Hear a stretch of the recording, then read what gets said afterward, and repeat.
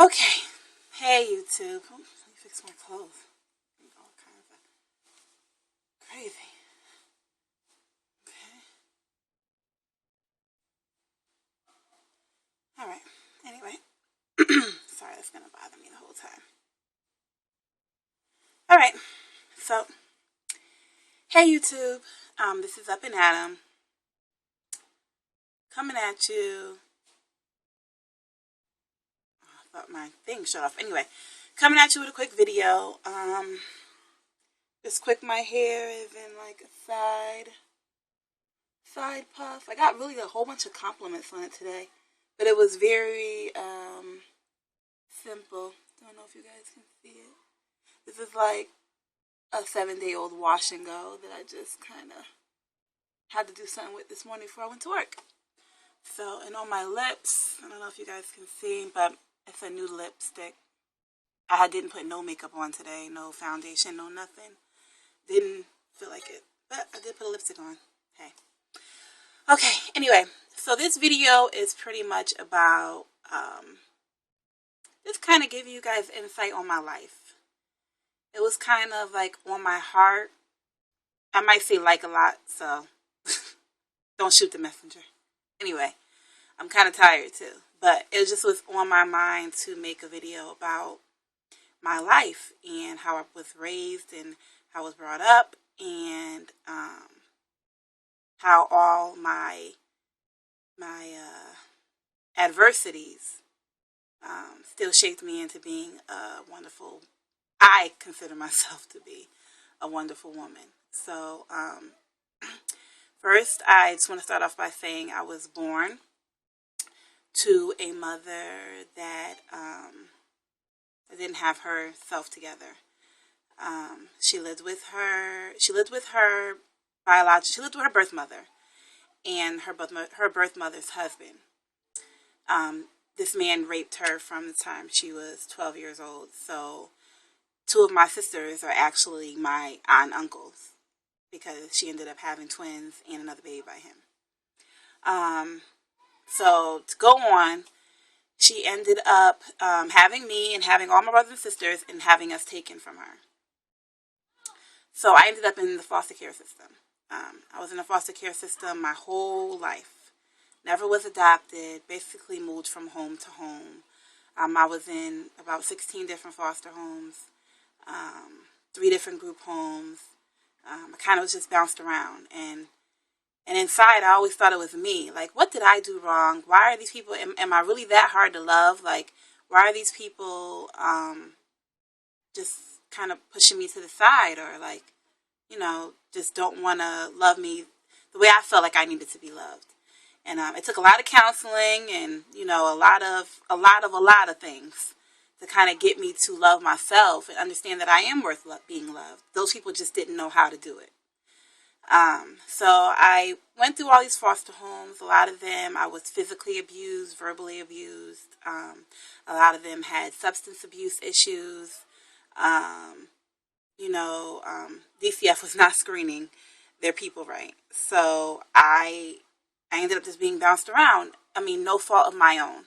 It was really the fault of the state and the fault of the people that were just taking me in to get some extra cash. They weren't really, having they weren't really giving of their self, their heart, wholeheartedly, really wanting to love a person that wasn't their blood. So, fast forward on, I graduated from high school. I have a mentor that was with me when I was 10 years old, and she was like, Heffa, if you don't do nothing else, you're going to be the first person in your family to graduate from high school. And out of 10 kids that my mother had, I was the first person to graduate from high school. So that was an accomplishment, something that I was like, oh God, I don't think I'm going to be able to do this, I have a learning disability, so it even made it even harder, but I did it. Woo! So then, as time went on, I went away to college. I went to a school in North Carolina, and I absolutely loved it. I went buck wild crazy because what happens your first year.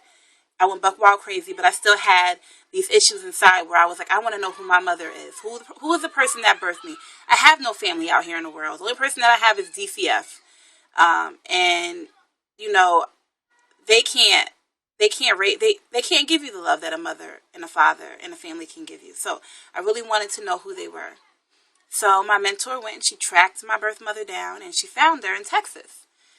And I met her, and it was a hard situation because it was kind of a bittersweet thing. I was very happy to see her, but I wanted to be with her. I wanted her to be my mother.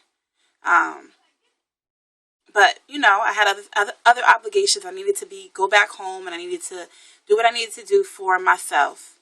Um, and then I went back down there again when I went off to college, and I ended up leaving school, longing for this mother-daughter relationship from this woman, and it never happened. And I was devastated. I was really, really hurt because I felt like, why couldn't she be the mother that I wanted her to be? I couldn't understand it. Like, I just couldn't.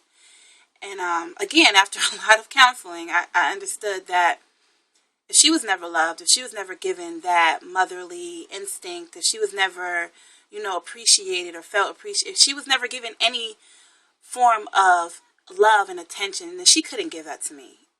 She looked at me as more of a friend and somebody that she could kind of, go to the club with and do all that stuff.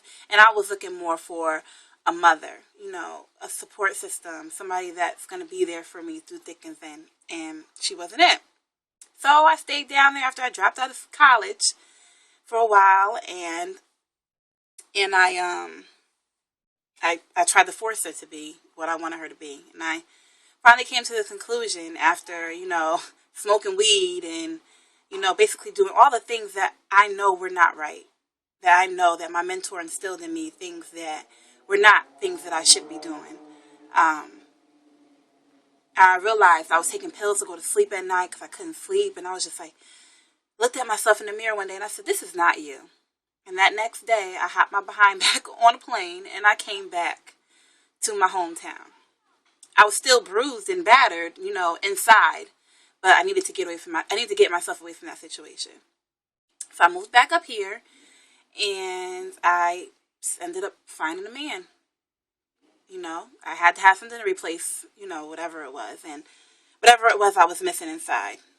So I found a man, and I ended up getting pregnant, and I had my son at 21 years old. No high school. I mean, no. I had a high school diploma, but no college experience. I didn't have a house. I didn't have nothing.